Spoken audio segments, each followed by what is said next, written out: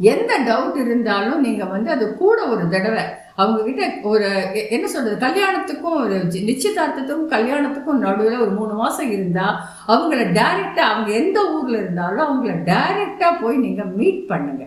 அவங்க குடும்பத்து மனிதர்களை, அவங்க சொந்தக்காரங்களை, அவங்கள உங்களுக்கு ரெக்கமெண்ட் பண்ணி, மேபி சில நேரங்கள்ல இது மேட்ரிமனி மூலமா வராம யாராவது ரெக்கமெண்ட் பண்ண ஒரு காமன் ஃப்ரெண்டா இருப்பாங்க, அவங்க மூலமா இவங்களை பத்தின, இவங்க குடும்பத்தை பத்தின எல்லா விஷயங்களையும் தெரிஞ்சுக்க முயற்சி பண்ணுங்க. அதுக்கப்புறமா நிச்சயமா இந்த பொண்ணு கொஞ்சம் புத்திசாலியா கேள்விகளை கேட்கணும். வெறும் சேட் பண்ணிட்டு அதுக்கப்புறமா நான் ஏமாந்து போயிட்டேன்னு வருத்தப்படுறதுல அர்த்தமே கிடையாது. ஏன்னா இன்னைக்கு பையன்களுக்கு கல்யாணம் ஆகணும் அப்படிங்கிறதுக்காக சில பேரண்ட்ஸ், சில அம்மாக்கள் கொஞ்சம் கிளவரா வேலை பண்றாங்க. அதுல பையன்கள் நம்ம சிலத்துக்குள்ள எஸ்ன்னு தலையாட்டிடுறாங்க. கல்யாணம் ஆயிடுச்சுன்னா அதுக்கப்புறம் என்ன பண்ண